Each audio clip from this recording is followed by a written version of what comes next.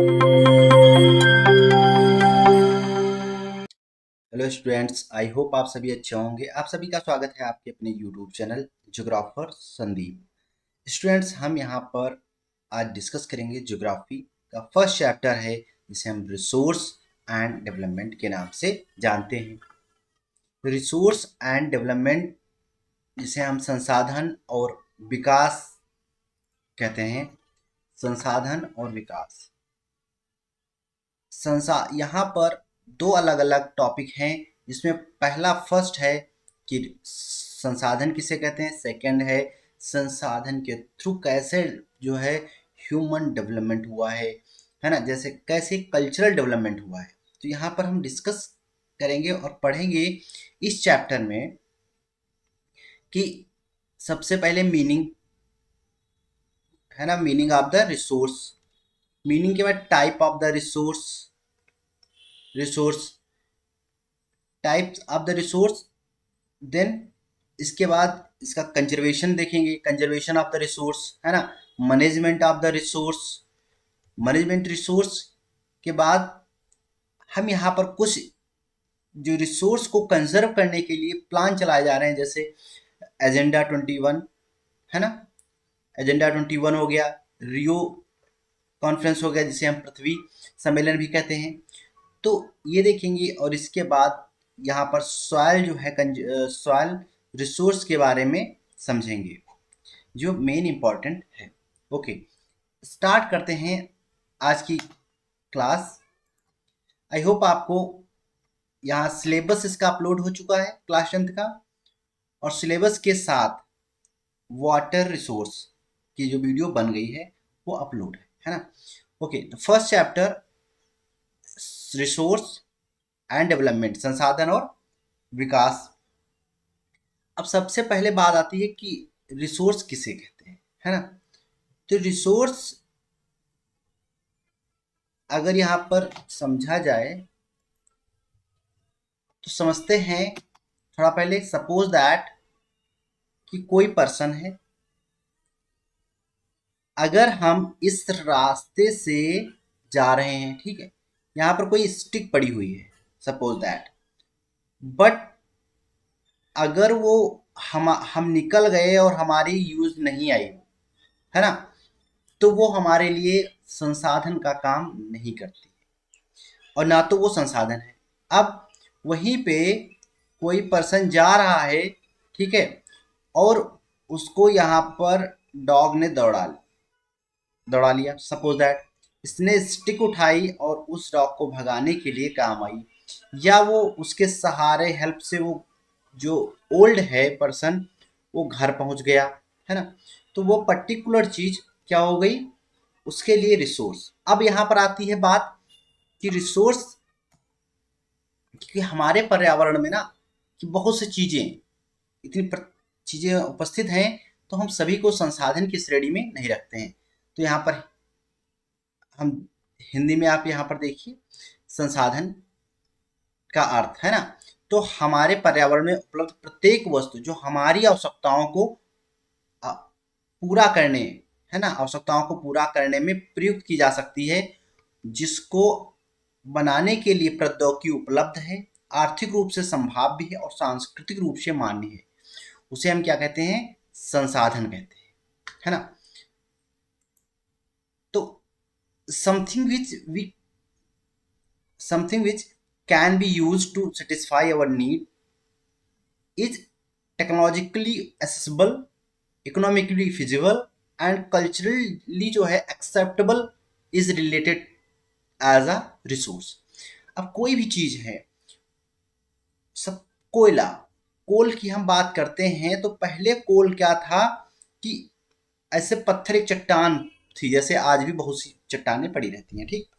लेकिन जब लोगों ने इसका यूज देखा और देखने के साथ इसको निकालने के लिए हमारे पास टेक्नोलॉजी आई, चाहे वो कुदाल है, फावड़े हैं, या आजकल बड़ी बड़ी मशीनें हैं जो माइनिंग करने के लिए आ गई, और साथ में उसको निकालने के लिए हमारे पास इतनी अर्थ है, हमारे पास इतना मनी है कि हम उसको निकाल सकें, क्योंकि इकोनॉमिकली फिजिबल अगर नहीं होगी तो आप नहीं, जैसे जैसे रेडियो एक्टिव है ना, रेडियो एक्टिव जितनी भी अभी मशीनरीज हैं, समुद्र से, सैलाइन वाटर से, है ना, सैलाइन वाटर से हम उसको ड्रिंकिंग वाटर में कन्वर्ट करने के लिए जो है मशीनरीज अवेलेबल है, बट वो इकोनॉमिकली फिजिबल नहीं है अभी, और थोड़ी कम मात्रा में उपलब्ध है, तो वो हमारे लिए रिसोर्स का काम नहीं कर रही है इंडिया में, है ना। अब साथ में क्या है कि कोई ये सब चीज़ें उपलब्ध होने के बाद अगर टेक्नोलॉजिकली है, इकोलॉजिकली, इकोनॉमिकली है, अब वो कल्चरली जो है फिजिबल ही नहीं है, एक्सेप्टेबल ही नहीं है, तो कैसे, है ना। जैसे बहुत सी चीज़ें हैं कि जो समाज जिनको एक्सेप्ट नहीं करता है ना, तो अगर समाज एक्सेप्ट नहीं करेगा तो आप कैसे उस चीज़ को आगे प्रमोट कर सकते हो, तो वो प्रमोट नहीं होगी, है ना। तो अब सपोज दैट सब कुछ है, अभी जैसे अगर हम एक सिंपल सा एग्जांपल लें आपको, इंटरकास्ट की बात करें, इंटरकास्ट जो मैरिज होती है हमारी उनको, तो वो सोशली जो है या उसमें एक्सेप्टेबल नहीं है, या हम गांव में अभी भी जो स्टैंडिंग खाना होता है उसको लोग एक्सेप्ट नहीं करते हैं, घर में बिठा के खिलाने पर वो ज़्यादा परोस के खिलाने में बिलीव करते हैं, है ना। तो गाँव में, छोटी जगहों में अभी भी ये चीज़ें नहीं है, जबकि बहुत से उपलब्ध है, बहुत सी चल रही हैं, है ना, तो इसलिए नहीं। तो कोई ह्यूमन बीइंग है, ह्यूमन बीइंग एक है, ह्यूमन बीइंग को हम रिसोर्स के रूप में कंसिडर करते हैं, वो फिजिकल इन्वायरमेंट के साथ इंटरेक्शन करता है, ठीक है, इंस्टीट्यूशन एंड टेक्नोलॉजी इन सबको यूज करके ये कुछ कल्चरली जो है वो प्रोड्यूस करता है और चीज़ों को एज अ रिसोर्स के रूप में कन्वर्ट करता है। अब यहाँ पर एक डिफिनेशन है, वैसे दी हुई काफ़ी है, जिमरमैन महोदय है, उन्होंने कहा था, संसाधन पर्यावरण की वे विशेषताएं हैं जो मनुष्य की आवश्यकताओं की पूर्ति में सक्षम मानी जाती हैं, जैसे कि उन्हें मानव की आवश्यकताओं और क्षमताओं द्वारा उपयोगिता प्रदान की जाती है ना। तो संसाधन एक ऐसा स्रोत है जिसको मनुष्य अपनी इच्छाओं की पूर्ति के लिए, कोई भी वस्तु प्रकृति में हो सकता है, हमेशा से मौजूद रही हो, लेकिन वह संसाधन नहीं कहलाती। बहुत सी ये उपलब्ध हैं लेकिन वो संसाधन नहीं, जब तक किसी मनुष्य मनुष्य का उसमें हस्तक्षेप ना हो या मनुष्य की आवश्यकताएं या नीड्स को फुलफिल ना करे, है ना। नीड्स नाउ, अब क्लासिफिकेशन की बात करें, हम क्लासिफिकेशन देखें रिसोर्स का, तो रिसोर्स अगर एक ब्रॉड लेवल पे बात करें, अगर उसकी बात करें तो natural and human, okay. Natural में सेग्रीगेशन करें इसमें तो रिनेबल एंड नॉन रिनेबल, है ना, प्राकृतिक और मानवीय, रिनेबल नवीकरणीय, है ना, नवीकरणीय और अनवीकरणीय, नॉन रिनेबल। नाउ रिनेबल भी there are two types, first यानी कंटिन्यूअस जिसे फ्लो कहते हैं, और सेकेंड इज अ बायोलॉजिकल यानी जैविक, है ना।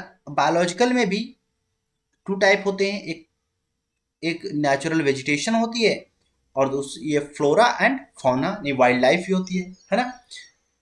अब यहीं पे ह्यूमन रिसोर्स की बात कर, मानव संसाधन की बात करें तो मानव में होता है स्ट्रक्चरल एंड इंस्टीट्यूशंस, यानी संस्थागत और संरचनात्मक की बात करते हैं। दूसरा टाइप है हमारा इसमें क्वांटिटी और क्वालिटी, मात्रा और गुणवत्ता, ओके। नॉन रिन्यूएबल रिसोर्स दो टाइप का होता है, एक तो होता है रिसाइकेबल और दूसरा नॉन रिसाइकेबल, ये इसका क्लासिफिकेशन है ना। तो इन क्लासिफिकेशनों को हम आगे ब्रॉड लेवल में स्टडी करेंगे। नेचुरल रिसोर्स कौन से होते हैं, ये वो रिसोर्स होते हैं जो नेचर के द्वारा बनाए जाते हैं, है ना, इसके द्वारा नेचर के द्वारा बनाए जाते हैं, जैसे लैंड हो गया, मतलब भूमि, जल, जो जंगली जीव जीव और एटमॉस्फेयर, है ना, वातावरण हमारा, ये सब क्या है, ये प्रकृति के द्वारा जो भी क्रिएट किए जाते हैं, are those resources which are created by the nature known as natural resource, land, water, wildlife and atmosphere. Okay, तो यहीं पे प्राकृतिक संसाधन लिखे हुए हैं, है ना। ओके, तो अब दूसरे होते हैं कि ह्यूमन मेड, है ना, मानव के द्वारा। तो ह्यूमन मेड रिसोर्स वे रिसोर्स होते हैं जो मानव के द्वारा, ठीक है, कुछ टेक्नोलॉजी के साथ यूज करके क्रिएट किए जाते हैं, उन्हें हम ह्यूमन रिसोर्स की श्रेणी में रखते हैं। यहाँ पर देखिए मानव संसाधन, ठीक है, तो इसमें जनसंख्या को अर्थव्यवस्था पर दायित्व से अधिक परिसंपत्ति के रूप में देखती है। शिक्षा, प्रशिक्षण, चिकित्सा सेवाओं में निवेश के परिणाम स्वरूप मानव जनसंख्या मानव संसाधन के रूप में कहलाती है। और जनसंख्या जो है वो एक रिसोर्स है ना। Sometimes natural substance become resource only there when their original forms has been changed। जब नेचुरल रिसोर्स को हम ओरिजिनल फॉर्म्स चेंज करके उससे समथिंग क्रिएट न्यू, है ना, क्रिएट समथिंग न्यू, तो वो क्या है, वही उसी को हम ह्यूमन रिसोर्स कहते हैं। पीपल जो है वो नेचर के ऊपर, नेचर में कुछ अपनी नॉलेज को, अपनी स्किल्स को, अपनी टेक्नोलॉजी को अप्लाई करके क्या करता है, कुछ क्रिएट करता है ना। तो उसे वो ह्यूमन मेड रिसोर्स कहलाते हैं। अगर एग्जाम्पल के आधार पे हम बात डिस्कस करें तो आयरन ओर से, ठीक है, आयरन ओर है which is considered natural resources not and now was not considered a resource until people learn to extract the iron from it, है ना। अब आयरन ओर से, आयरन में बहुत सी अशुद्धियां होती हैं।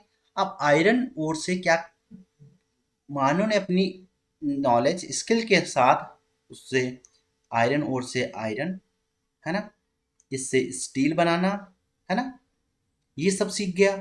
तो अब क्या हुआ, अब इसी से अलग अलग चीजें बनाने लगा, कुदाल और गेट और ये सब, है ना। तो अब कंपनीज और बहुत सारे मटेरियल्स बनने लगे आयरन से। तो क्या हुआ, ये ह्यूमन मेड रिसोर्स के, ह्यूमन जो है या कल्चरल जो है रिसोर्स में हम इसे सम्मिलित करेंगे। ओके, नेचुरल रिसोर्स फिर वही लिखा है, man made resource natural air, water and petroleum and man made machines, vehicles and roads, है ना। तो इस तरह से इसको रखा जाता है ना। अब क्या है कि resource having classified on various basis, अब कुछ जो आधार पर हम क्या करते हैं, अभी तक हमने इसे एक जनरल उसमें समझा। अब हम बात करेंगे कि विभिन्न प्रकार से क्लासिफाइड किया जा सकता है किसको, रिसोर्स को। अब एग्जॉस्टिबिलिटी के आधार पर, on the basis of exhaustibility, है ना, तो समाप्यता के आधार पर हम इसको समझेंगे, है ना, कि समाप्यता के आधार पर। अब समाप्यता मतलब एक तो रिन्यूएबल होता है जो रिन्यू हो जाता है, एक नॉन रिन्यूएबल जो समाप्ति हो जाता है, एग्जॉस्ट हो जाते हैं, ठीक है। नवीकरणीय, अनवीकरणीय हो गए। ओरिजिन के आधार पर हम समझेंगे, उत्पत्ति के आधार पर। उत्पत्ति के आधार पर एक बायोटिक होता है यानी जैविक होता है, दूसरा अबायोटिक रिसोर्स होते हैं, अजैविक रिसोर्स होते हैं। नाउ थर्ड जो क्लासिफिकेशन है वो है स्वामित्व के आधार पर, ऑनरशिप के आधार पर बात करें तो उसे व्यक्तिगत, सामुदायिक, राष्ट्रीय और अंतर्राष्ट्रीय श्रेणी में विभाजित करते हैं। तो आई होप आपको ये समझ में आ रहे होंगे, है ना। तो ये जो कुछ तीन बेस पे में जो इसके डेवलपमेंट थे, ठीक, उत्पत्ति के आधार पर, स्वामित्व के आधार पर जो फोर हमारे हो गए, समाप्यता के आधार पर, और डेवलपमेंट के आधार पर अभी नहीं हुआ, डेवलपमेंट के आधार पर आगे होगा। डेवलपमेंट में हमारे आ जाएंगे संभावीय, विकसित, भंडार और संचित कोष संसाधन, है ना। तो फर्स्ट ऑफ ऑल डिस्कस करेंगे एग्जॉस्टिबिलिटी के आधार पर, यानी समाप्ति प्राथमिकता के आधार पर डिस्कस करेंगे तो उसमें एक है फर्स्ट रिन्यूएबल, है ना। रिन्यूएबल रिसोर्स वे रिसोर्स होते हैं जो रिन्यू यानी नवीकरणीय, यानी जो दोबारा रिसाइकल किए जा सकते हैं, रिप्रोड्यूस किए जा सकते हैं, ठीक है। उनको दोबारा जो है नवीकरणीय संसाधन असीमित होते हैं, जैसे सौर ऊर्जा, पवन ऊर्जा। उनको हम रिसाइकल कर सकते हैं, दोबारा से उत्पन्न कर सकते हैं by the physical chemical process के through, known as renewable resources. Example forest हो गए, सोलर एनर्जी हो गई एंड विंड एनर्जी हो गई, बायोगैस एनर्जी हो गई, बायोडीजल एनर्जी हो गई एंड पवन ऊर्जा हो गई, है ना। तो रिन्यूएबल रिसोर्स वे रिसोर्स होते हैं जिनको हम रिसाइकल, रिप्रोड्यूस कर सकते हैं with the help of physical and chemical process के थ्रू, है ना।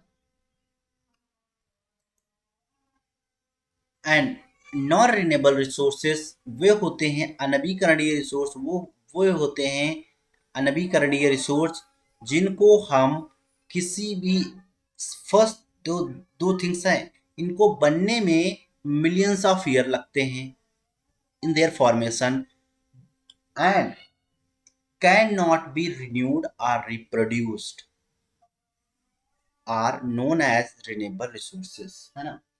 ये ना तो रिप्रोड्यूस किए जा सकते हैं ना तो रिन्यू किए जा सकते हैं, इसलिए इन्हें हम अनवीकरणीय संसाधन कहते हैं। इनमें कोल, पेट्रोलियम एंड नेचुरल गैस आती है ना। आपने देखा होगा अनवीकरणीय संसाधन को वे हैं जिनका भंडार सीमित होता है, जिनके होने की निर्माण मतलब या तो नहीं किया जा सकता है तो मिलियंस ऑफ ईयर लगते हैं, है ना, निर्माण होने में। क्योंकि कोल, गैस और ऑयल ये जो हैं इनमें मिलियंस ऑफ ईयर लगते हैं, उत्पादित एक बार समाप्त हो गए, ये दोबारा रिन्यू नहीं किया जा सकता इन सबको, है ना। तो इसे गैर नवीकरणीय ऊर्जा स्रोत भी कहते हैं। अब दूसरा हमारा आ गया on the basis of origin, है ना, उत्पत्ति के आधार पर। उत्पत्ति के आधार पर हम बात करें बायोटिक, यानी जो जैविक होते हैं, यहाँ पर लिखा है जैविक संसाधन, वे संसाधन जो जैव मंडल से आते हैं उन्हें जैव संसाधन कहते हैं। जिनमें जीव होता है, जीवन होता है, ठीक है, उन्हें हम जैव संसाधन की श्रेणी में रखते हैं।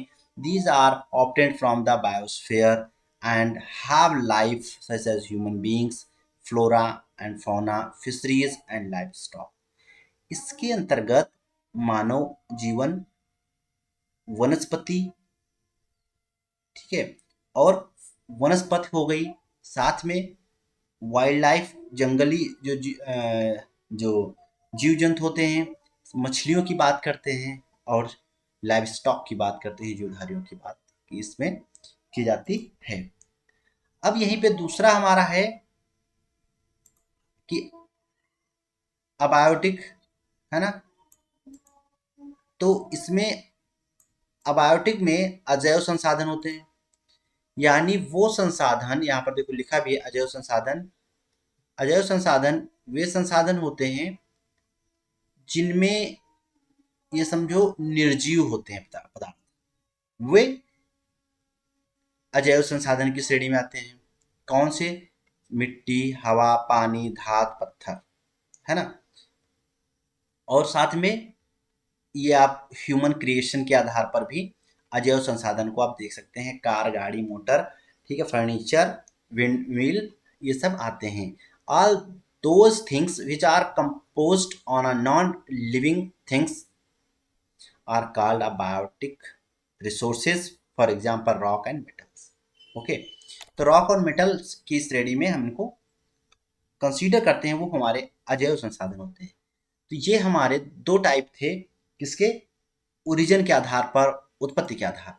तो आई होप आप समझ गए होंगे कि रिन्यूएबल और नॉन रिन्यूएबल, सॉरी, उत्पत्ति के आधार पर जैविक और अजैविक क्या होते हैं। जैविक जिनमें जीव जंतु होते हैं, जान होती है, ठीक है, जो लिविंग ऑर्गेनिज्म होते हैं, और जो नॉन लिविंग ऑर्गेनिज्म होते हैं उनको हम अजैव कहते हैं, और जिनमें जान होती है उन्हें जैव कहते हैं। अब यहाँ पर हमारा ऑनरशिप के आधार पर यानी स्वामित्व के आधार पर हम डिस्कस करेंगे, है ना। स्वामित्व के आधार पर फर्स्ट है हमारा व्यक्तिगत यानी इंडिविजुअल रिसोर्सेज, व्यक्तिगत संसाधन। व्यक्तिगत संसाधन, जिन संसाधनों का स्वामित्व निजी व्यक्तियों के पास होता है उन्हें व्यक्तिगत संसाधन कहते हैं। जैसे किसी किसान की जमीन, उसका घर, उसकी बाइक, उसकी गाड़ी, उसका ट्रैक्टर, है ना। कोई भी पर्सन, उनका खुद का पॉन्ड होता है, खुद की मतलब नलकूप होता है, नल होता है, कुआं होता है ना। इन सब चीजों की बात करते हैं।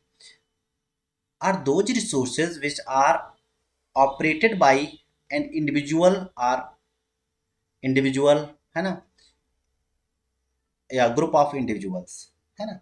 तो उसे हम क्या कहते हैं, व्यक्तिगत स्वामित्व के आधार पर कहते हैं। जैसे ये हमारा है, यहाँ पर आप ऊपर सामने देख पा रहे हैं किसी का प्रॉपर्टी हो गई, लैंड हो गया, है ना, ऐसे कुआं हो गया, है ना, वेल हो गया। अब दूसरा आता है कम्युनिटी ओन्ड रिसोर्सेज। या सेकंड है स्वामित्व के आधार पर कि जो समुदाय है, इसे हम सामुदायिक संसाधन के रूप में जानते हैं।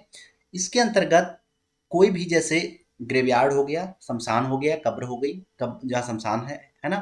कोई तुम्हारे गांव का पॉन्ड हो गया, तुम्हारे मोहल्ले का तालाब हो गया, ठीक है, कोई पार्क हो गया, है ना। इन सबको रखते हैं। तो जिन संसाधनों में स्वामित्व समुदाय,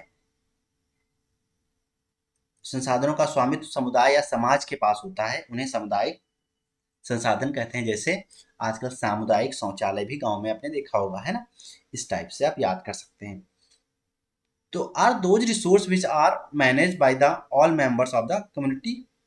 ग्रेजिंग ग्राउंड्स यानी चरागाह, burial grounds, public parks, picnic spots, etcetera. आप इस तरह से देख सकते हैं, है ना। थर्ड है इसमें नेशनल यानी रिसोर्स यानी राष्ट्रीय संसाधन। राष्ट्रीय संसाधन वे संसाधन होते हैं, वे संसाधन कहलाते हैं जिनका स्वामित्व जो है राष्ट्र के पास होता है, सरकार के पास होता है। जैसे सरकारी जमीन, सड़क, नहर, रेल, है ना, या रोडवेज, है ना। इन सब की बात करते हैं यहाँ पर, जिसका राष्ट्रीय स्तर पर सरकार देखरेख करती है। Are those resources which are related to a particular nation, किसी राष्ट्र के लिए वो रिलेटेड होते हैं, संबंधित होते हैं। और the land resource are within a political boundaries. अगर हम लैंड रिसोर्स की बात करें तो पॉलिटिकल बाउंड्रीज के आधार पर, और oceanic resource up to 12 nautical miles. अब समुद्र जो होता है, समुद्र में आप इतना समुद्र होता है, आप ये नहीं कह सकते हो कि हम कहीं भी घूम सकते हैं, कहीं भी कुछ भी कर सकते हैं, नहीं। आप अपनी लैंड के टेरिटरी से आप 12 नॉटिकल माइल तक आप कुछ भी कर सकते हैं। उसके आगे 24 तक आप इकोनॉमिक जोन होता है, फिर फ्री होता है ना, 200 तक। और इसके आगे आप कुछ नहीं, मतलब उसके आगे कुछ भी कर सकते हैं। और उस श्रेणी में जो भी कोई भी कुछ कर सकता है, लेकिन पूरी इंटरनेशनल लेवल पर परमिशन लेनी होती है ना। 12 नॉटिकल माइल तक आप कुछ भी कर सकते हो। तो राष्ट्रीय स्तर इसमें सरकार की होती है। अब इंटरनेशनल की बात करते हैं, चौथा हमारा, जिसमें अंतर्राष्ट्रीय संसाधन। अब हमने क्या बताया था, 24 नॉटिकल माइल के बाद 200 जाने पर उसमें फिर क्या होता है कि पूरा अंतर्राष्ट्रीय स्तर पर बात होती है। अंतर्राष्ट्रीय संसाधन वे संसाधन अंतरा कहलाते हैं जिनका नियंत्रण अंतर्राष्ट्रीय संस्थाओं द्वारा किया जाता है। Are those resource which are managed by the international institutions, they are belongs to the various nations of the world. Oceanic resource, petroleum, है ना, ओशन में जो चीज़ें होती हैं उनकी बात की जाती है अंतर्राष्ट्रीय रिसोर्स के अंतर्गत। फिर एक हमारा डेवलपमेंट के आधार पर हमने बात की थी ना, कि विकास के आधार पर कुछ संसाधन होते हैं हमारे। उसके आधार पर अगर हम बात करें तो एक तो पोटेंशियल होते हैं जिसे हम संभावित संसाधन कहते हैं, है ना, संभावी कहते हैं संसाधन। इसी के साथ कुछ विकसित होते हैं यानी डेवलप्ड होते हैं, है ना। कुछ संचित होते हैं यानी रिजर्व होते हैं। कुछ का भंडारण स्टॉक रिसोर्स होते हैं जिनका भंडारण होता है ना। ये विकास के आधार पर चार संसाधन हैं, है ना। तो इन चारों संसाधनों में हम अगर समझें तो सबसे पहले पोटेंशियल, क्या संभावी है, क्या संभावी मतलब क्या अभी हम उससे कुछ कर रह पा रहे हैं, कुछ संभावनाएं हैं उससे होने की, हाँ हैं। जैसे कि हम बात कर रहे हैं सोलर की, सौर ऊर्जा की, विंड एनर्जी की, जो कि गुजरात में और राजस्थान में सबसे ज़्यादा इनका उत्पादन आज देखने को मिलता है। अब सेकंड आता है विकसित, यानी डेवलप्ड रिसोर्स कौन से होते हैं। डेवलप्ड रिसोर्स जैसे हमारी सॉयल हो गई और हमारा एविएशन हो गया, है ना। यहीं पे मिट्टी की बात करते हैं, ये भी एक रिसोर्स है हमारा, एविएशन रिसोर्स है। अब इसके बाद बात आती है कि क्या हमारे पास कुछ स्टॉक हैं किसी चीज के। स्टॉक में, हाँ स्टॉक हमारे पास हैं, हम उसका उसका उस तरह से यूज नहीं कर पा रहे हैं इतने हाई लेवल पे जैसे होना चाहिए। क्यों? क्योंकि इकोनॉमिकली और थोड़ा कल्चरली जो है उतनी टेक्नोलॉजी नहीं है हमारे पास। हाइड्रो को इलेक्ट्रिसिटी में कन्वर्ट करने के लिए है, एक्सपेंसिव है। तो वो टेक्नोलॉजी साथ में आर्थिक रूप से, कल्चरली भी नहीं होता है, क्योंकि हमने अभी कल पढ़ा था डैम है, तो लोग एक्सेप्ट नहीं करते क्योंकि उससे काफ़ी बीमारियां फैलती हैं, लोगों को डिस्प्लेसमेंट होना पड़ता है। तो इस तरह से हम कल्चरली जो है जिस रीजन बनाते हैं वहां पर वो एक्सेप्टेबल नहीं रहता है, क्योंकि वो नेचर को भी हार्म करता है। ठीक। ऑक्सीजन इन वाटर, अब क्या है कि हाइड्रोजन वाटर में, समझो यहाँ पर वाटर में हाइड्रोजन है ना, हाइड्रोजन और ऑक्सीजन है ना, दोनों हैं। लेकिन इसको अलग करने के लिए हमारे पास टेक्नोलॉजी नहीं है, और इसलिए ये संचित अभी इसमें है। अब वहीं पे सॉरी, भंडार है हमारे पास ऑक्सीजन का भी, हाइड्रोजन का भी, हाइड्रोजन हाइड्रो इलेक्ट्रिसिटी का भी है, क्योंकि हमारे पास रिवर्स हैं, लेकिन उसको अभी इतनी फैसिलिटी नहीं अवेलेबल है ना। तो इस वजह से अब रिजर्व रिसोर्स की बात करें जो संचित हैं, जैसे फॉरेस्ट हो गया, वाटर हो गया, मिनरल्स हो गया, इनको हम टेक्नोलॉजी को यूज करके अभी हमका इतनी मात्रा में यूज नहीं हो रहा है। स्टॉक को तो हम, भंडारण जो हमारे पास है उसका तो हम कर रहे हैं, है ना। जो हमारे पास रिजर्व्ड हैं, संरक्षित कोष हैं, है ना, उनमें चाहे फॉरेस्ट हो गया, वाटर हो गया और मिनरल्स।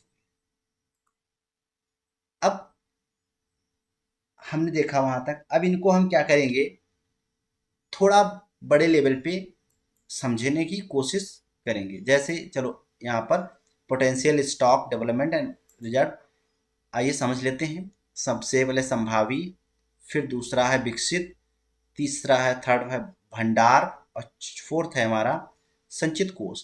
तो संभावी संसाधन, किसी भी देश क्षेत्र में कुछ ऐसे संसाधन होते हैं जिनका उपयोग वर्तमान में नहीं हो रहा है और संभावीय संसाधन कहलाते हैं।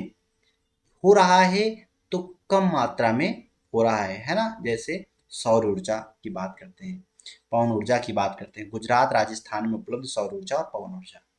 विकसित संसाधन वे संसाधन विकसित कहलाते हैं जिनका सर्वेक्षण हो चुका है, जिनका उपयोग और गुणवत्ता की मात्रा निर्धारित हो चुकी है, वो विकसित संसाधन की श्रेणी में आते हैं। फिर भंडारण की बात करते हैं हम, ऐसे संसाधन जो उपलब्ध तो हैं लेकिन उनके सही इस्तेमाल के लिए हमारे पास उचित टेक्नोलॉजी का अभाव है, वे हमारे पास संचित हैं। जिसमें हम हाइड्रोजन ईंधन की इस्तेमाल की बात कर रहे थे, और वाटर से हाइड्रोजन और ऑक्सीजन को सेग्रीगेट करने की बात कर रहे थे, है ना। तो वो हमारे पास भंडार ऑलरेडी है। अब संचित कोष की बात करें तो भंडार का हिस्सा होता है जो कि रिजर्व होता है, ठीक है। उसका उपयोग, टेक्नोलॉजी तो मौजूद है लेकिन अभी उसका सही ढंग से इस्तेमाल नहीं हो रहा है। जैसे हम रेडियो एक्टिव से गाड़ी चलाने की बात करते हैं, है ना। नदी के जल से पन बिजली परियोजना द्वारा बिजली निकाली जा सकती है। इसका वर्तमान में इस्तेमाल सीमित पैमाने पर ही हो रहा है ना। आई थिंक आप समझ गए होंगे यहाँ तक। अब हमने बात की थी कि विकास, संसाधनों का विकास, डेवलपमेंट ऑफ रिसोर्सेस, जो हमारे संसाधन हैं, संसाधनों का हम विकास कैसे कर सकते हैं। ठीक है, तो संसाधनों का विकास जीवन में बहुत अधिक महत्वपूर्ण होता है और मानव जीवन की गुणवत्ता को बनाए रखने के लिए यह बहुत आवश्यक होता है। संसाधन क्या है? ये प्रकृति की देन है ना? प्रकृति की देन है और यह विश्वास मानव को उसके तीव्र उपयोग को भी आकर्षित कर सकता है। हमारे देश, अगर हम संसाधनों की बात करें तो संसाधन किसी भी देश की रीढ़ की हड्डी मानी जाती है, के कार्य करते हैं। संसाधनों के अनियंत्रण, अव्यवहारिक उपयोग के कारण अनेकों समस्याएं सामने आती हैं। इसीलिए हम रिसोर्स कंजर्वेशन की बात करते हैं, संसाधन संरक्षण की बात करते हैं, है ना? तो जैसे यहाँ पर हम देखते हैं हमारे पास संसाधन हैं, यानी फॉरेस्ट हैं, उनको इतना मात्रा में ना काटो कि उनका डिफॉरेस्टेशन हो जाए। सॉयल है, यानी लैंड हमारे पास है, तो उसका उचित तरीके से उपयोग करना चाहिए। ऐसा ना हो उसकी उपजाऊपन खत्म हो जाए। It is process of developing the resource in order to make them useful for satisfying the human wants. Some resources can't be used directly, they have to be processed to make them useful for satisfying our wants. Land has be cleared and plugged of growing crop. Water has to taken a field of irrigates, है ना? तो हम यहाँ पर बात करते हैं कि संसाधन है, सब कुछ है, इन संसाधनों का जो विकास है और संसाधनों का विकास मनुष्य के जीवन यापन यानी जीवन गुणवत्ता को बनाए रखने के लिए अति आवश्यक है, संसाधनों का होना, है ना? इसके अंधाधुंध उपयोग के कारण कई समस्याएं पैदा हो रही हैं, जैसे संसाधनों का ह्रास हो रहा है, संसाधनों का केंद्रीकरण हो रहा है, वैश्विक पारिस्थितिकीय संकट है, सतत पोषणीय विकास की बात करते हैं उसे। संसाधनों का ह्रास की बात करते हैं अगर हम, तो कुछ व्यक्तियों के लालचवश संसाधनों का ह्रास हो रहा है, जैसे डिफॉरेस्टेशन हो रहा है ना? संसाधनों का केंद्रीय संसाधन समाज के कुछ ही लोगों के हाथों में आ गए हैं। समाज दो हिस्सों में बट गया है, संसाधन संपन्न और संसाधनहीन समाज, यानी अमीर और गरीब में बट गया है। वैश्विक पारिस्थितिकीय संकट की अगर हम बात करें तो संसाधनों के अंधाधुंध शोषण से वैश्विक पारिस्थितिकीय संकट पैदा हो गया है। भूमंडलीय ताप, ओजोन क्षरण, पर्यावरण प्रदूषण और भूमि निम्नीकरण। सतत पोषणीय विकास को लाया गया, यानी सतत पोषणीय विकास, है ना? सस्टेनेबल डेवलपमेंट की बात की गई, जिसमें पर्यावरण में ह्रास हुए बिना विकास होना चाहिए, आने वाली पीढ़ी की आवश्यकताओं के अनुसार समझौता नहीं करना चाहिए। सतत पोषणीय विकास के लिए रियो डी जेनेरियो पृथ्वी सम्मेलन 1992 और एजेंडा 21 अपनाया गया है। सतत पोषणीय विकास शायद आप न समझ पाए हो, तो सतत पोषणीय विकास हम आपको समझा दे रहे हैं कि सतत पोषणीय विकास ऐसा विकास है ना? ऐसा विकास माना जाता है जो हम आज तो अपने को अपनी अपनी आवश्यकताओं को पूरा कर लें और उसका उपयोग इस तरह से करें कि हमारी आवश्यकताएं पूरी हो जाएं और आने वाली पीढ़ी की भी आवश्यकताओं के लिए वो बचा रहे, उनकी भी आवश्यकताएं वो पूरी करे, है ना? तो सस्टेनेबल इकोनॉमिक डेवलपमेंट की बात की जाती है यहाँ पर। सतत पोषणीय विकास की बात की जाती, जो कि हमने अभी आपको बताया कि the economic development which does not damage the environment at the same time taking care of needs of the future generation is called sustainable development। हम अपनी आर्थिक विकास को अच्छा कर सकते हैं बिना किसी भी प्रकार के संसाधनों को डैमेज किए हुए, है ना? और उनकी साथ में केयर करते हुए हम अपनी फ्यूचर जनरेशन को ध्यान में रखते हुए, उनकी आवश्यकताओं को ध्यान में रखते हुए हम जो यूज करते हैं उसे हम सस्टेनेबल या सतत पोषणीय विकास के रूप में संबोधित करते हैं। सतत पोषणीय आर्थिक विकास का अभिप्राय है कि विकास पर्यावरण को बिना क्षति पहुंचाए हो और वर्तमान विकास की प्रक्रिया भविष्य की पीढ़ियों की आवश्यकता की अवहेलना न करते हुए जीवन की गुणवत्ता बनाए रखना सतत पोषणीय विकास कहलाता है ना। सस्टेनेबल डेवलपमेंट इज इम्पॉर्टेंट है क्योंकि many of the resource are non renewable. हमने बात की थी अभी, बहुत से रिसोर्स हमारे पास हैं अनवीकरणीय हैं, जैसे कोल हो गया, फॉसिल फ्यूल हो गया, है ना, इनकी बात करते हैं। एंड एग्जॉस्टेबल हैं, जो समाप्त हो जाते हैं, जैसे कोल, पेट्रोलियम की बात करते हैं हम। ये over exploitation of those resources will affect the need of our future generation. हम अगर उसका भारी मात्रा में उपयोग करेंगे तो वो हमारी फ्यूचर जनरेशन को आवश्यकताओं को प्रभावित कर सकते हैं। और दूसरा है environmental pollution has become a major threat to survive of human beings. के लिए जो पर्यावरणीय प्रदूषण है एक भारी समस्या बनी हुई है ना। Earth Summit conference held are Rio de Janeiro.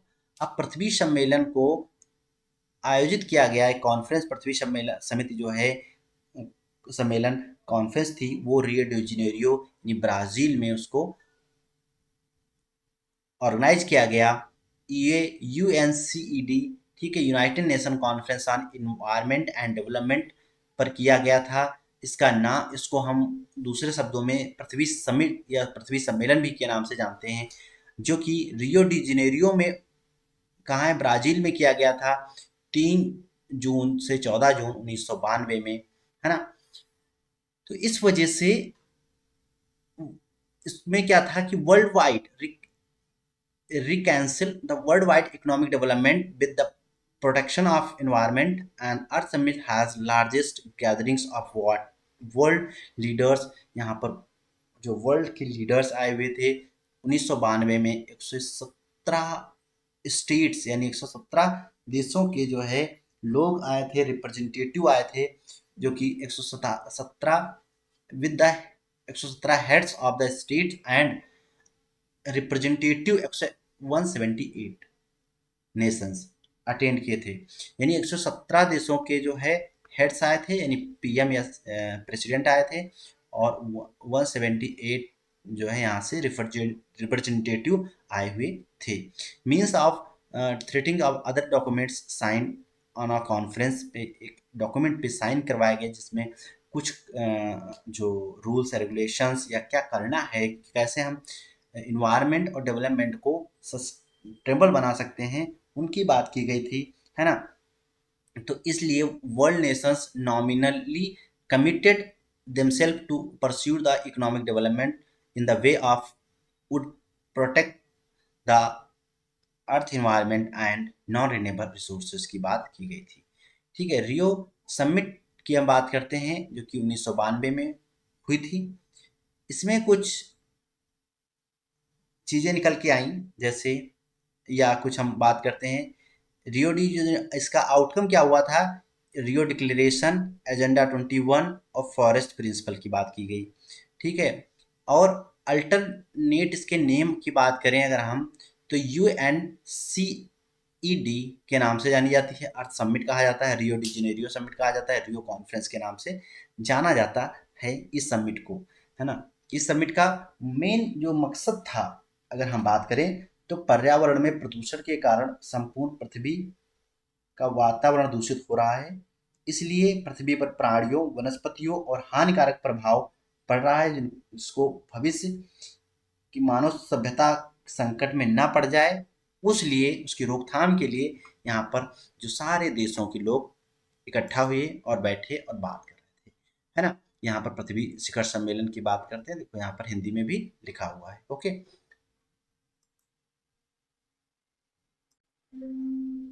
Now हम नेक्स्ट चलते हैं एजेंडा 21, है ना, जो कि एजेंडा 21 है हमारा।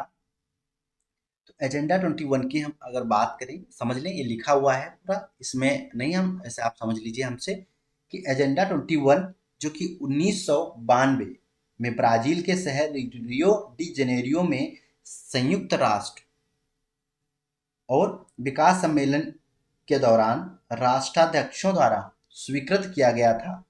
इसका उद्देश्य था कि भूमंडलीय सतत पोषणी विकास द्वारा विकास प्राप्त करना।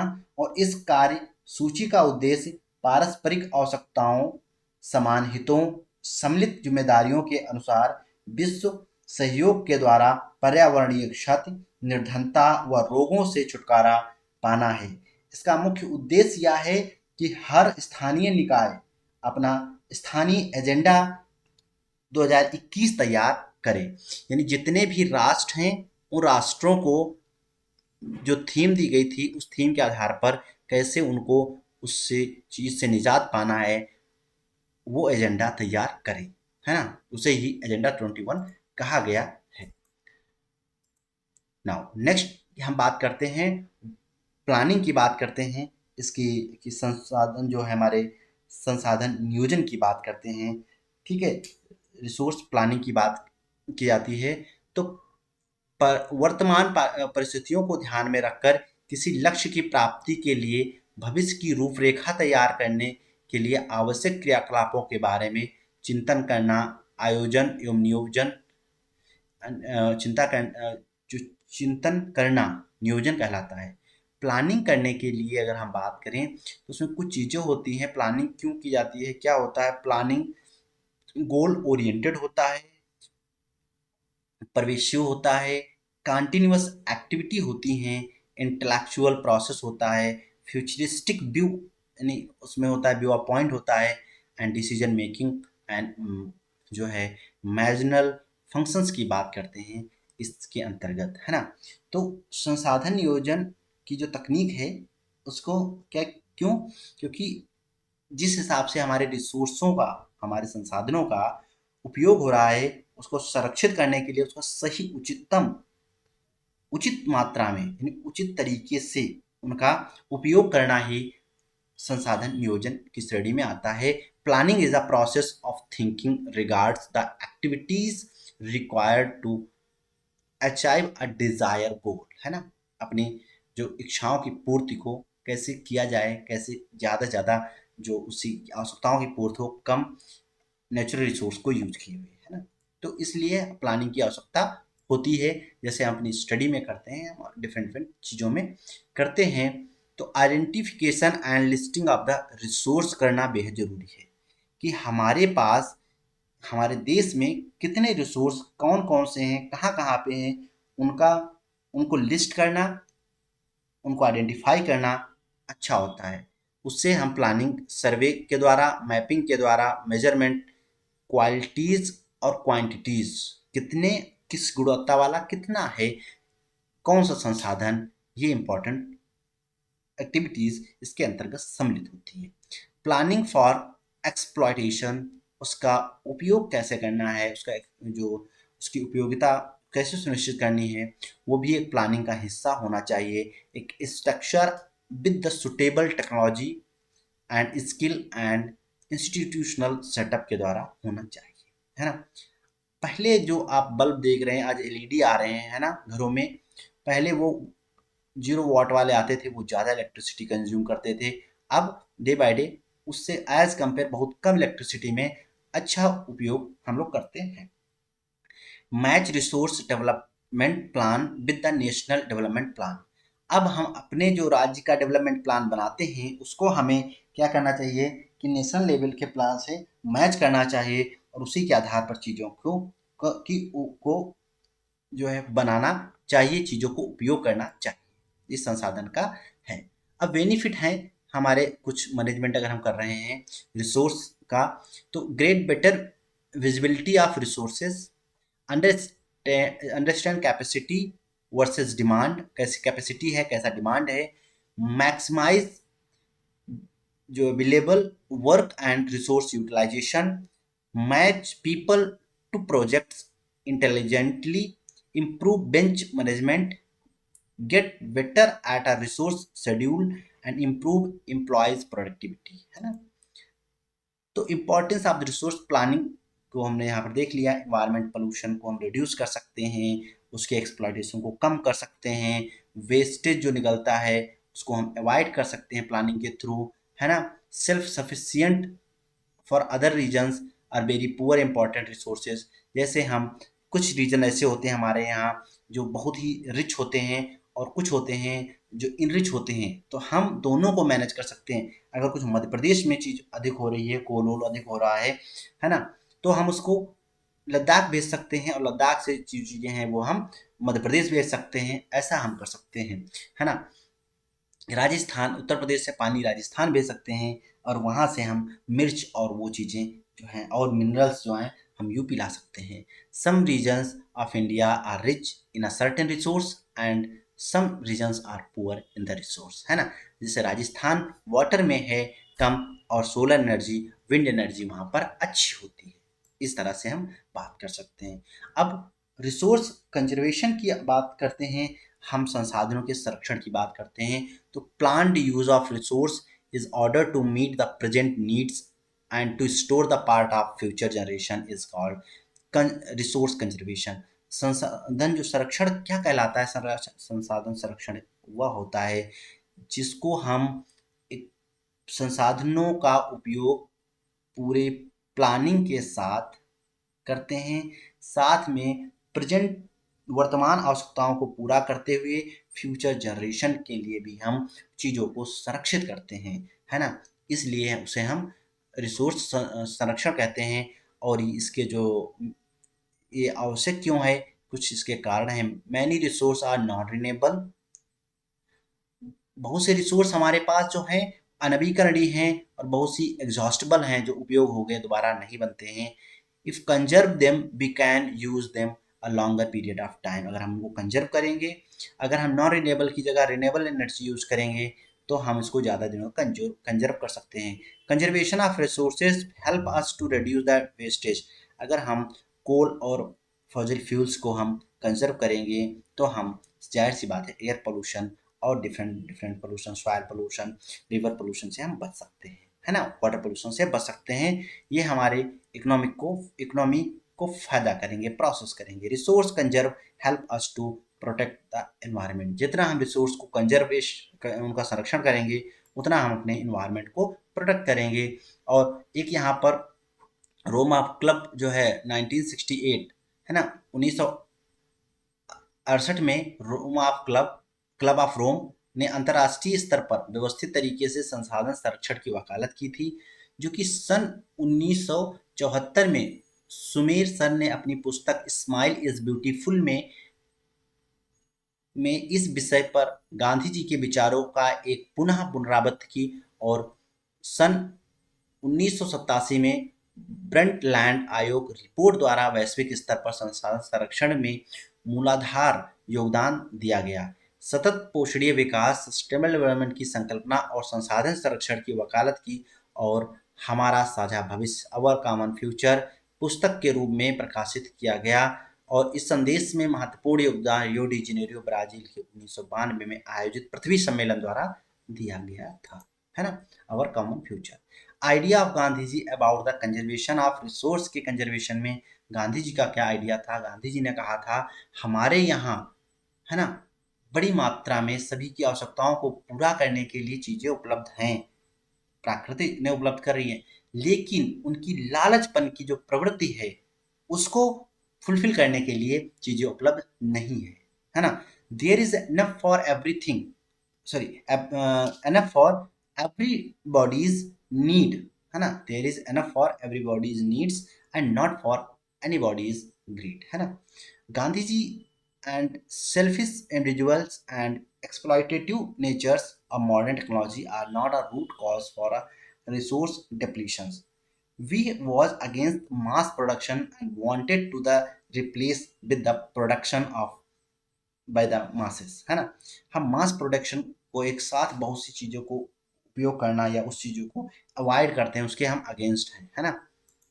ऐसा गांधी जी का मानना था। तो गांधी जी ने सही कहा है, क्योंकि आप देख सकते हैं कि कैसे लोग करते हैं। अब लैंड रिसोर्स की हम बात करेंगे, है ना। तो सबसे पहले हम अगर यहाँ पर बात करें लैंड रिसोर्स यानी जो सॉयल है, मिट्टी हमारी, भू संसाधन के बारे में, है ना। भू संसाधन के बारे में बात करते हुए हम कहेंगे कि सिंपल समझो कि ये solid part of the earth, surface of the earth. अब लैंड क्या है? सबसे पहले हम समझे भूमि क्या होती है।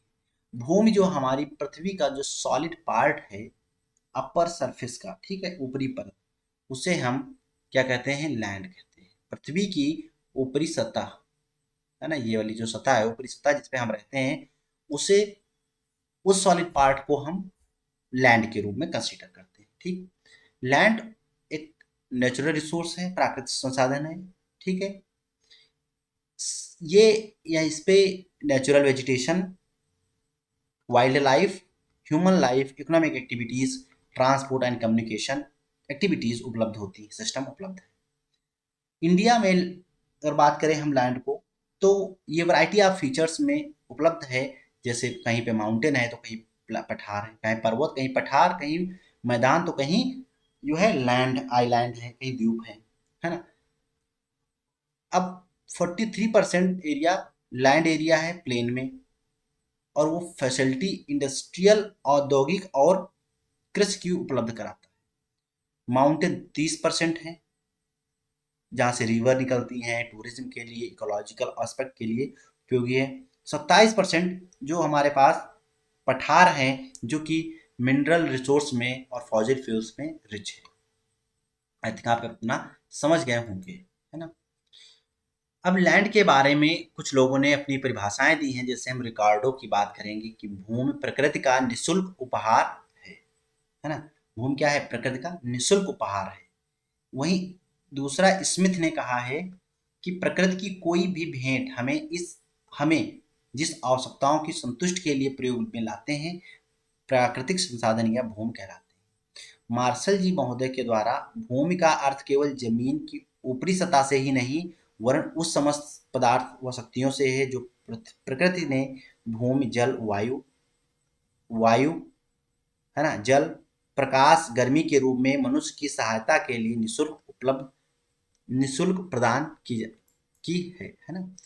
तो सिंपल आप ये समझो रखो, भूमि प्रकृति का निःशुल्क उपहार है, बस। ठीक, अब लैंड का उपयोग की बात करें, उपयोगिता की बात करें, तो फॉरेस्ट के अंतर्गत हम देखते हैं land not available for cultivation, है ना। तो यहाँ पर उपयोगिता की अगर हम बात करें तो जंगल वन के रूप में, कृषि की अनुपलब्धता के रूप में, जिसमें कुछ बैरन लैंड यानी वेस्ट लैंड, बंजर और कृषि के अयोग्य भूमि हमारे पास है। कुछ भूमि हमारे पास है गैर कृषि प्रयोजनों में लगाई गई भूमि, जैसे इमारतें, लकड़ी और lawn put non agriculture use के लिए, जिसमें हम अपने घर बनाते हैं, अपनी इमारतें बनाते हैं, सड़कें बनाते हैं, उद्योग बनाते हैं, उसकी बात करते हैं। अब कुछ हमारे पास हैं जो अनकल्टिवेटेड लैंड है। ठीक है, अब प्रति भूमि के अतिरिक्त अन्य आकृष्ट योग भूमि, जो प्रति भूमि के अतिरिक्त हमारे पास भूमि होती है, जो पड़ी रहती है, उसकी बात करते हैं। तो परमानेंट पॉस्चर एंड ग्रेजिंग, जो हम अपने चरवाहे के लिए स्थायी चरागाहों या अन्य गोचर भूमि के रूप में छोड़ देते हैं। कुछ भूमि हमारे पास होती है जो कि विविध वृक्षों, फसलों, उपवनों के अधीन भूमि होती है ना। नॉट, ये उपयोग या बोई जाने वाली भूमि नहीं होती है। कुछ फैलो लैंड होती है जिसे हम प्रति भूमि के रूप में छोड़ देते हैं, उसकी हम बात करते हैं। तो ऐसी भूमि जहां पर एक वर्ष या उससे कम समय में से खेती न की गई हो, भूमि की उपजाऊ शक्ति लौटाने के लिए उसे कुछ समय के लिए खाली छोड़ दिया गया हो, उसे हम फैलो लैंड के अंतर्गत रखते हैं, इस श्रेणी में आती है।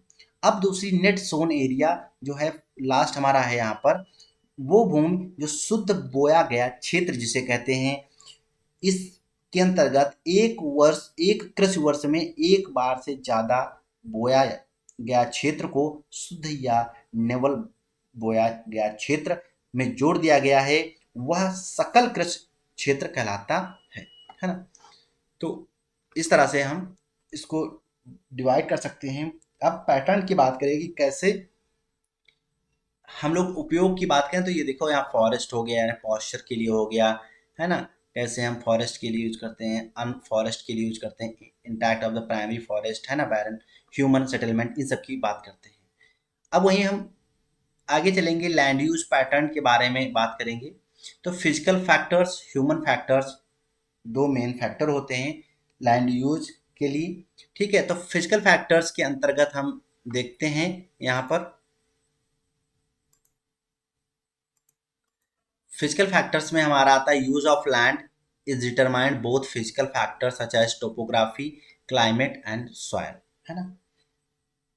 तो समतल भूमि की अपेक्षा अगर हम यहाँ पर बात करें तो यहाँ पर हम उन चीज़ों को, जैसे कि टोपोग्राफी हो गई, हमारे उस भूमि में माउंटेन पर्वत पठार हो गए, यहाँ का सॉइल कैसे, यहाँ की जलवायु कैसी है, यहाँ का सॉइल कैसी है। तो टोपोग्राफी का, क्लाइमेट का और सॉइल का जो है प्रभाव, फिजिकल फैक्टर्स को प्रभाव पड़ता है हमारी सॉइल डेवलपमेंट में, भूमि में पड़ता है ना। अगर यहाँ पर मिट्टी बनती है, भूमि बनती है, सॉइल बनती है, उस पर जो है इन चीज़ों का प्रभाव, इन फैक्टर्स का प्रभाव रहता है। ह्यूमन फैक्टर की बात करें तो population density, technologically capabilities, culture and tradition की बात करते हैं। तो टोटल ज्योग्राफिकल एरिया में 3.28 मिलियन स्क्वायर किलोमीटर हमारी इंडिया की जो टोटल भूमि है, इसमें लैंड यूज डेटा की अगर हम बात करें तो 93% of the total geographical area because of land use sub reportings of the most north east state Assam has not been done fully. इसमें 93% जो है भूमि हमारी टोटल ज्योग्राफिकल एरिया है, जिसमें हम नॉर्थ ईस्ट का असम को कंसिडर नहीं करते हैं, ठीक है। टोटल एरिया में 33% जो है वो किसके लिए, फॉरेस्ट के लिए रिजर्व रखा जाता है, जो कि नेशनल फॉरेस्ट पॉलिसी 1952 के आधार पर उसको हम अलग करते हैं, है ना। तो ये जो है a part of land is turn was waste land, कुछ लैंड को हम वेस्ट लैंड और नॉन एग्रीकल्चर लैंड के अंतर्गत रखते हैं, यूज के लिए रखते हैं। कुछ लैंड को हम डेजर्ट एरिया में हमारी है, और जो कि कुछ एरिया ऐसी है जो हम एग्रीकल्चर के अलावा यूज करते हैं, नॉन एग्रीकल्चर के अलावा भी हम यूज करते हैं, जैसे सेटलमेंट के लिए, जो कि हमने भी रोड रेलवेज के लिए, है ना, जिसकी हम अभी बात की। तो physical factor and human factor को आप ध्यान रखना कि लैंड यूज पैटर्न इंडिया का है ना, जिसमें कौन कौन से दो फिजिकल और फैक्टर, प्राकृतिक और मानवीय जो है कारक प्रभावित करते हैं हमारे यहाँ की भूमि को, है ना।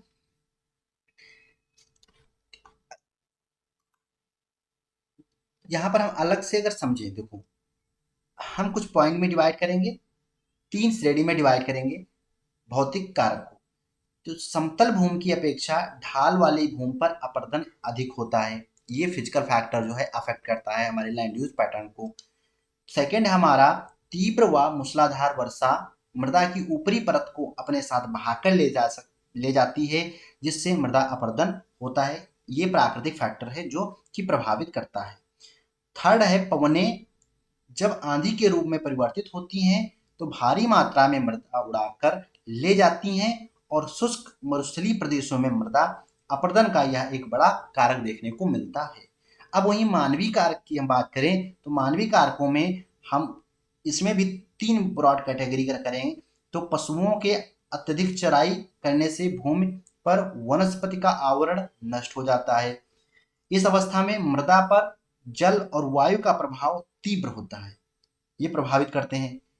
वृक्षों की जड़ें मृदा अपरदन रोकने में सहायक होती हैं, लेकिन आजकल वनों की कटाई के कारण मृदा अपरदन तेजी से देखने को मिलता है। जब कहीं से पानी और हवा आती है तो वृक्षों के जड़ों के पास से या वहां से उस मिट्टी को उठा के दूसरी जगह डाल देती है, ये कारण देखने को मिल रहे हैं।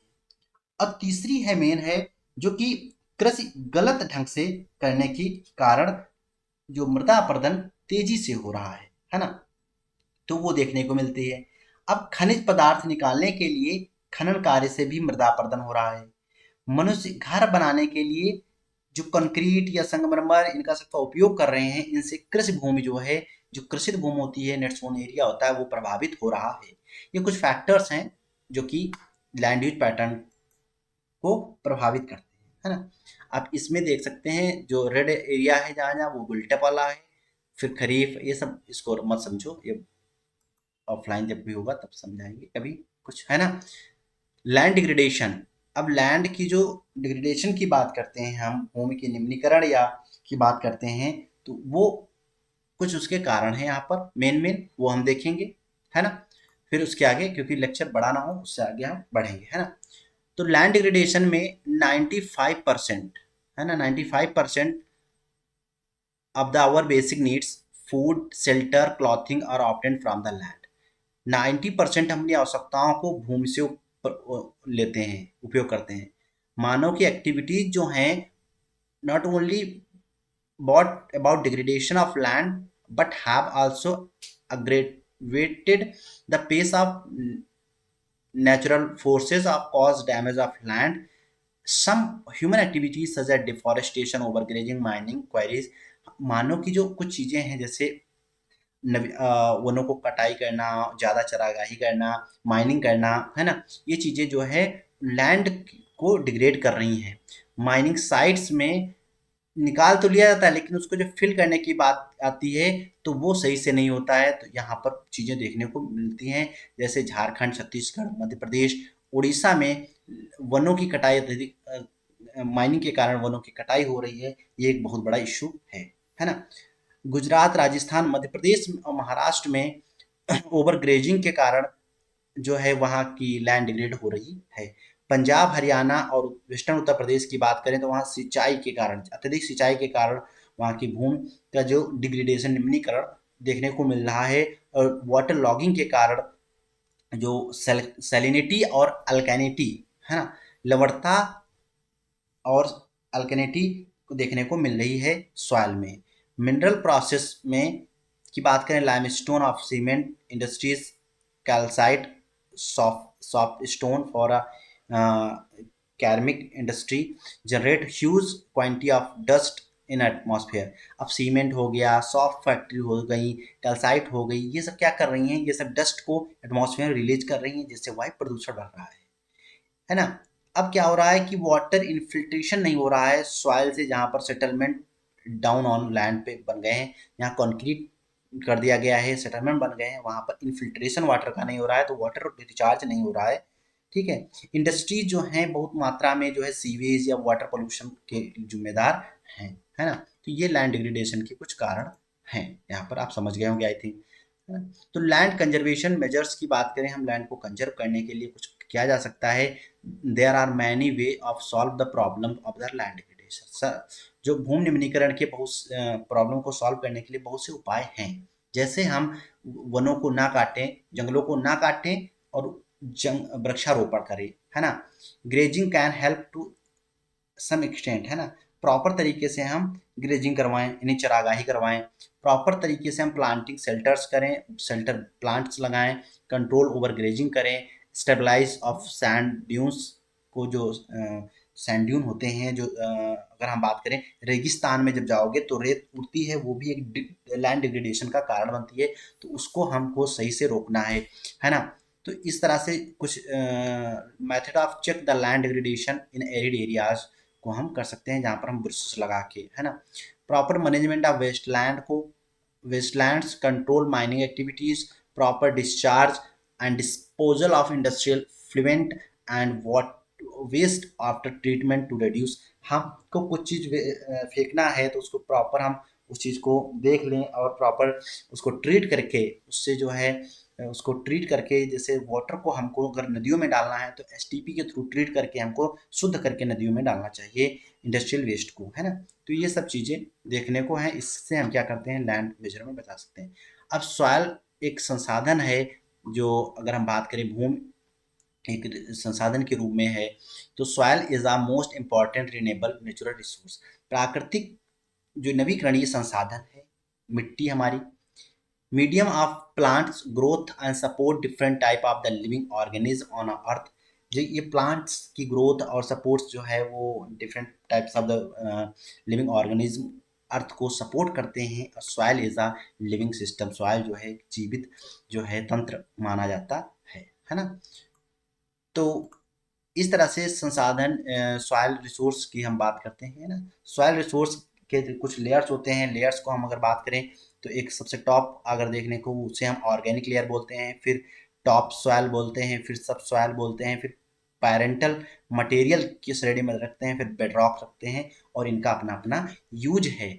ऑर्गेनिक जो टॉप लेयर है, ऑर्गेनिक जो है ऊपरी मृदा जो है उसे हम उसमें ह्यूमस मिलती है, वही हमारे लिए सबसे यूजफुल होती है। बाकी सारी भी यूजफुल होती हैं, देखने को मिलती है ना। अब कुछ फैक्टर हैं जो सॉइल के फॉर्मेशन के लिए उपयोगी होते हैं, बनने में सहायक होते हैं। जैसे अगर हम बात करें, क्लाइमेट होगी, टोपोग्राफी हो गई, है ना, नेचर ऑफ पैरेंटल रॉक हो गया, जो हमारी रॉक होती है, और वेजिटेशन हो गई, जो वहाँ की वनस्पति हो गई, है ना।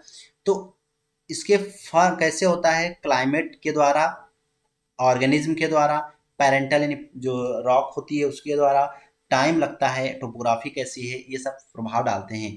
Climate decide the rate of weathering and type of the vegetation. किसी जगह की कैसी वेदर कंडीशन है, कैसी वहाँ की वेदर कंडीशन डिसाइड करता है कैसी वहाँ की वनस्पति है ना। फिर टोपोग्राफी जो है वो डिसाइड करती है कि लैंड किस टाइप की होगी, है ना।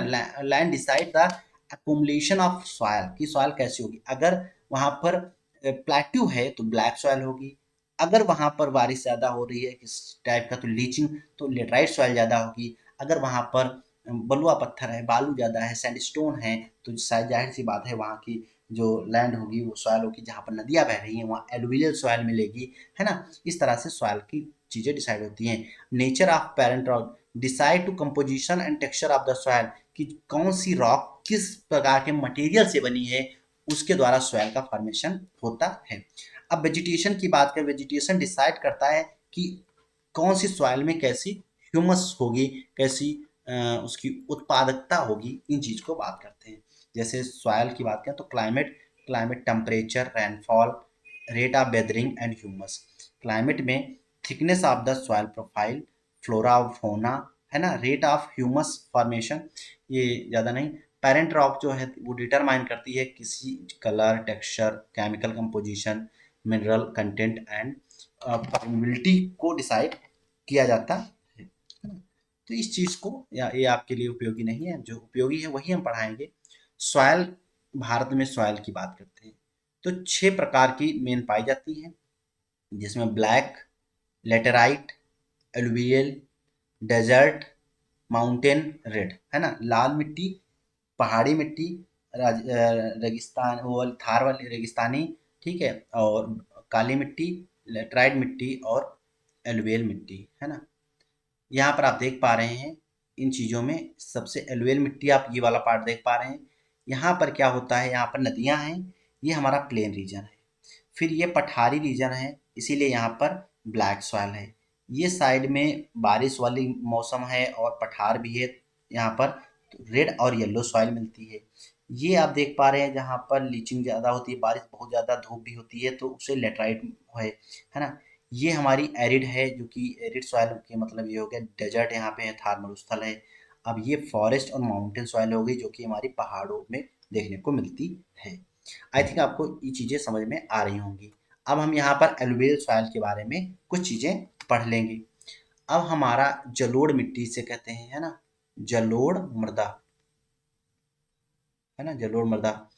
अब जलोढ़ मृदा में मोस्ट फर्टाइल होती है ये सबसे ज़्यादा भारत में पाई जाती है। आप यहाँ पर देख पाते हैं खादर और बांगर, 2 टाइप उसके होते हैं।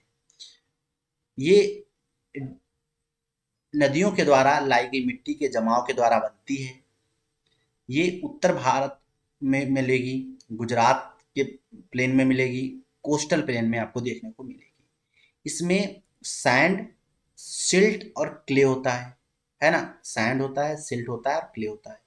ये खादर और भांगर, खादर जो होती है वो नई जलोढ़ मिट्टी होती है, और बांगर जो होती है वो ओल्ड जलोढ़ मिट्टी होती है ना। याद रखना, ये चीज एग्जाम में आती है।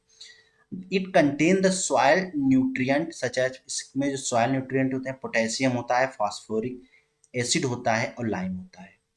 It is fertile and good for growth of sugarcane, rice, wheat, and pulse, है ना, राइस, वीट एंड पल्स, ठीक है। इन चीज़ों के लिए ये अच्छी मानी जाती है। सेकंड है हमारी काली मिट्टी, ब्लैक सॉइल, आप देख पा रहे हैं, ठीक। अब ब्लैक सॉइल को हम रेगुर सॉइल के नाम, मिट्टी के नाम से भी जानते हैं, रेगुर, याद रखना। इसे हम कॉटन मिट्टी भी कहते हैं, है ना। बेस्ट फॉर कॉटन की कल्टीवेशन के लिए उपयोगी होती है ना। कॉटन यानी कपास के लिए भी ये अच्छी मानी जाती है। ठीक, ये दक्कन प्लेट मिलती है ब्लैक सॉइल। इसमें वाटर को ऑब्जर्व करने के लिए वाटर रिटेनिंग की कैपेसिटी इसमें ज़्यादा होती है, वाटर को ये पकड़ लेता है।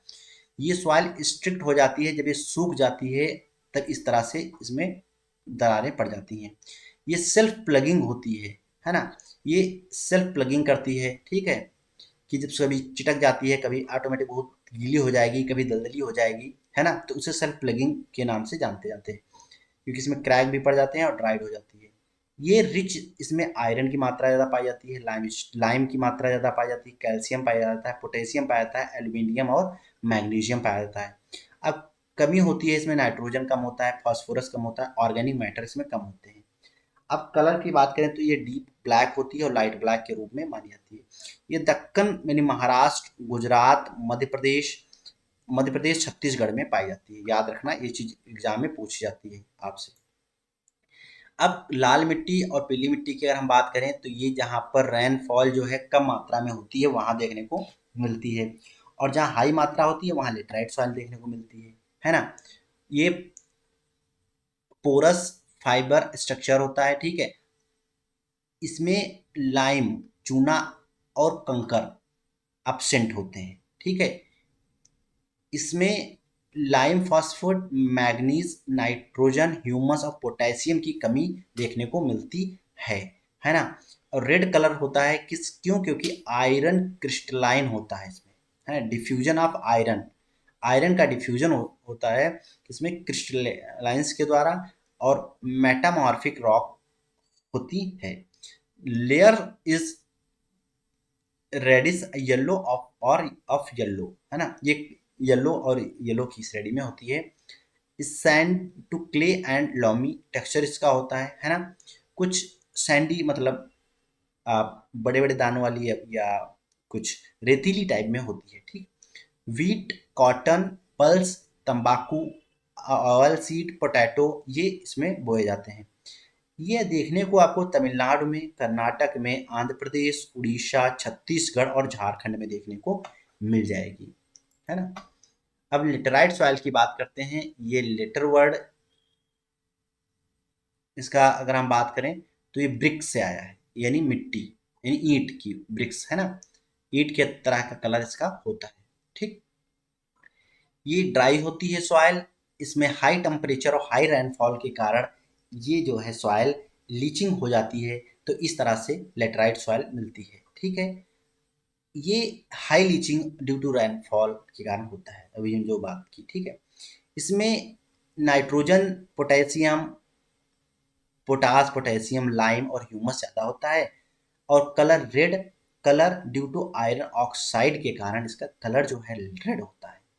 इसमें राइस, रागी, शुगर केन, कैस्यू नट कल्ट उगाए जाते हैं। ये कॉफ़ी, टी और कैस्यू नट के लिए अच्छी होती है।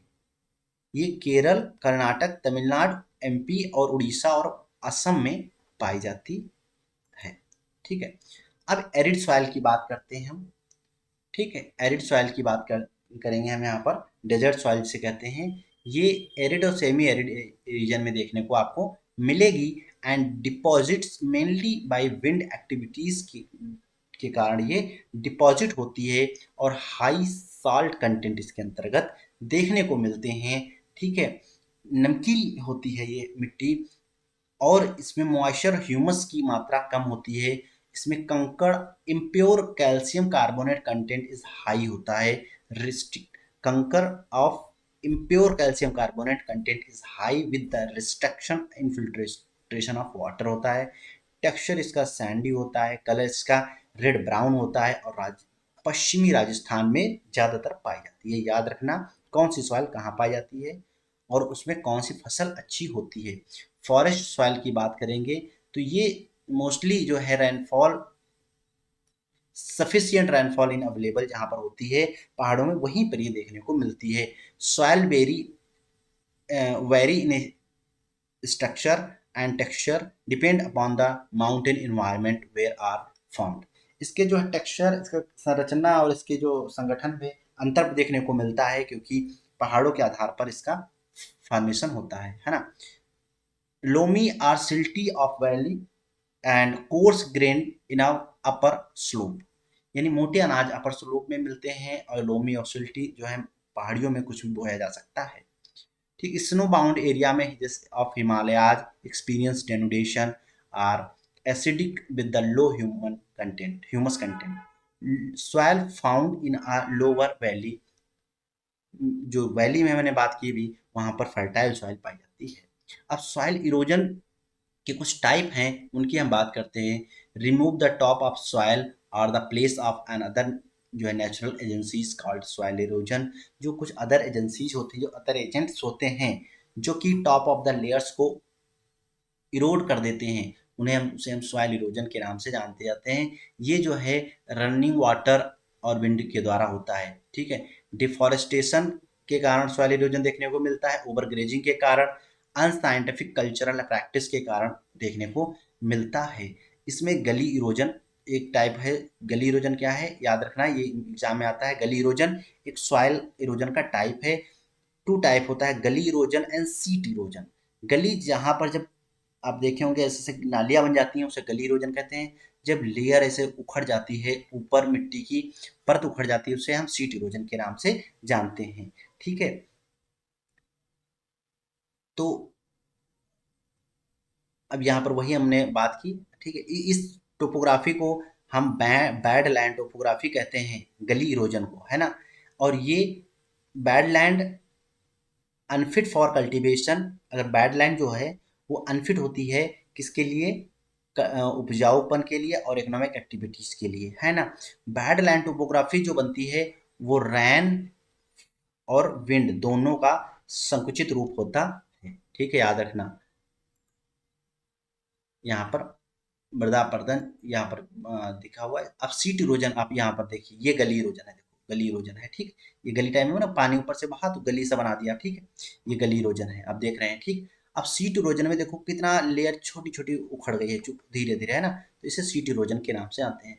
The some time water flow as a sheet over the large area down a slope, water take away अब top soil, erosion is called sheet. जब ऊपर टॉप लेयर को इरोड कर देता है, देखा यहाँ पर आप कैसे इरोड कर दिया, तो उसे हम सीट इरोजन के नाम से, सीट अपर्दन के नाम से जानते हैं।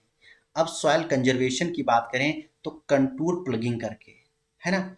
अब कंटूर प्लगिंग का मतलब होता है कंटूर लाइंस जो decelerate the flow of water down of the slope, step can be cut off the slope making. अब सपोज दैट ये पहाड़ी हमारी है, ठीक है, ये पहाड़ी कोई पहाड़ी एरिया है। Sorry sorry sorry sorry sorry sorry sorry sorry sorry sorry sorry, ठीक है, ये पहाड़ी एरिया हो गई, है ना, ये पहाड़ी एरिया हो गई। ठीक, इसमें हम इस तरह से जुताई करेंगे तो सही नहीं है। अब हमको जुताई कैसे करनी है, इस तरह से करनी है, इस तरह से करनी है इसको, ताकि यहाँ से पानी आए तो रुकता हुआ जाए, ऐसे डायरेक्ट बहा के ना ले जाए, उसे हम कंटूर प्लगिंग कहते हैं, है ना। तो इस तरह से करके देखो आप यहाँ पर, ये देखो की गई है ना। अब टेरेस फार्मिंग, अगर ये पहाड़ है सपोज दैट, ठीक है, तो हम इसमें सीढ़ियोंदार खेती करेंगे, इस तरह से खेती करेंगे, सीढ़ियों सीढ़ी नुमा खेती। कल्टीवेशन इससे इरोजन्स, इससे ये पश्चिमी घाट और मध्य हिमालय में देखने को आपको मिलेगी। ये देख लो यहाँ पर, है ना, ये हमारी फोटो ली हुई है ना, हमने फोटो इनको क्लिक की थी, ये ऊखीमठ साइड की, है ना। तो ये आप देख पा रहे हैं सीढ़ी नुमा खेती और कंटूर प्लगिंग के कारण। Strip farming, large field can be divided into strips, strips grass grown between crops, this is break of force of wind, है ना। अब इस तरह से हम क्या करेंगे, जो यहाँ पर हम जैसे ये आप देखा नहीं ज़्यादा ग्रीन वाली एरिया, इस तरह से हमने यहाँ पर जुताई करी, अब यहाँ पर हमने घास लगा दी बड़ी बड़ी। तो इससे स्ट्रिप क्रॉपिंग होती है, जिससे घास जो भी मात्रा जो होती है विंड में, जो फ्लो की जो एरिड आता है, जो भी यहाँ पर रेत आती है वो उसमें फंस जाती है ना। तो इससे क्या होता है कि वो हमारे खेतों तक नहीं पहुंच पाती है, तो इससे हमारी जो फसल है वो बच जाती है। इस तरह से आप लगा सकते हैं अपने फसल के बीच में, अपने खेतों के चारों तरफ मेड़ों पे। है ना, उसे हम स्ट्रिप क्रॉपिंग के नाम से जानते हैं। शेल्टर फील्ड बेल्ट के नाम की बात करें अगर हम, तो planting lines of trees to create a shelter, है ना। अब क्या है, देखो ये आप यहाँ पर देख पा रहे हैं, ये हमारी खेती है, यहाँ पर हमारी फसल बोई हुई है, चारों तरफ जो है ये मेढ़ों पर हमने कुछ चीज़ें लगा दी हैं, जो डेंस जो ब्रशेस लगा दिए हैं, घासें लगा दी हैं, जिससे क्या होता है कि उस पे हवाओं के द्वारा जो रेत डायरेक्ट आती है वो इस खेतों में न पहुंच पाए, तो नुकसान नहीं होता है ना। शेल्टर बेल्ट के नाम से जाना जाता है। ठीक है, thank you so much, please do like share and subscribe my YouTube channel. Thank you.